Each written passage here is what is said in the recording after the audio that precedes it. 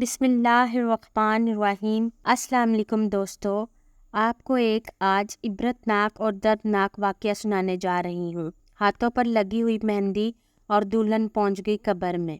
یہ واقعہ سننے سے پہلے اپنے دلوں کو تھام لیجئے۔ یہ واقعہ پیش آیا ہے انڈیا میں۔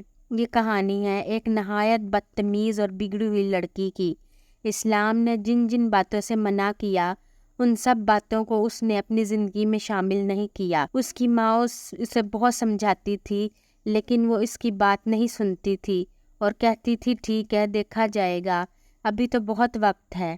اب اس کی شادی طے ہو چکی تھی اور یہ دن اس کی رخصتی سے ایک دن پہلے کا تھا۔ اس نے اپنی تمام دوستوں کو شادی کی دعوت بھیجی، اس کے ساتھ ان کے رشتہ دار بھی تھے، اور ایک پروگرام بنایا۔ اس نے کہا اب تو میں ایک رشتے میں بندھنے والی ہوں، شادی کے بعد ایسا ممکن نہیں ہوگا کہ ہم مل سکیں، تو آج کی رات ہم یادگار بنائیں گے، خوب ہلا گلا کریں گے، جو ممکن ہوگا وہ ہم سب اس رات کو کریں گے۔ شام کے وقت اس کے نازک ہاتھوں میں مہندی لگ چکی تھی۔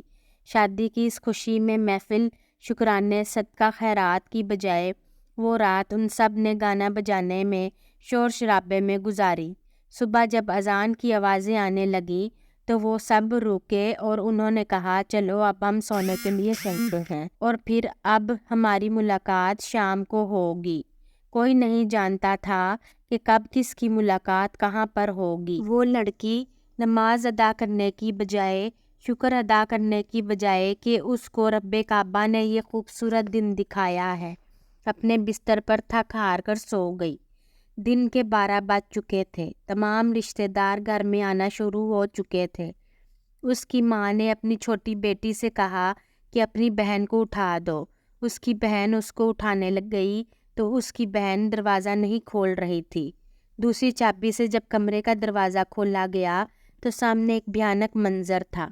وہ لڑکی منہ کے بل نیچے الٹی زمین پر لٹک رہی تھی۔ گھر والے اس کو اٹھانے کے لیے بھاگتے ہوئے اس کے پاس آئے تو جب اس کو بلانے کے لیے ہلایا تو سب کی چیخیں نکل گئیں، کیونکہ یہ لڑکی ہمیشہ کے لیے سو چکی تھی۔ جہاں ابھی شابیانے بج رہے تھے، جہاں پر ہر کوئی خوشی سے چہک مہک رہا تھا، وہاں پر اب آنسو بہہ رہے تھے۔ شام کو اس کی شادی کی ڈولی اٹھنی تھی، مگر اس بد نصیب دلہن کو جنازے کی ڈولی میں سوار کر دیا گیا۔ سارے باراتی اور اس کے دوست اس کے شوہر کے گھر لے جانے کی بجائے قبرستان میں ایک اندھیری کوٹری میں چھوڑنے جا رہے تھے۔ اب وہ دلہن شادی کے جوڑے میں نہیں بلکہ کفن میں لپٹی ہوئی تھی، اور دیکھتے ہی دیکھتے اس لڑکی کو قبر میں اتار دیا گیا۔ ایک دن وہ اپنی ماں کے خواب میں آئی اور کہا کہ میں بہت تکلیف میں ہوں اور مجھے بچا لیجئے۔ اس کی ماں یہ خواب دیکھ کر تڑپ اٹھی اور اپنی بیٹی کی بخشش کے لیے بہت کچھ پڑھا، عبادتیں کیں، دعائیں کیں، صدقہ خیرات کیا، جس سے اس لڑکی کو دیے جانے والے عذاب میں کمی آ گئی۔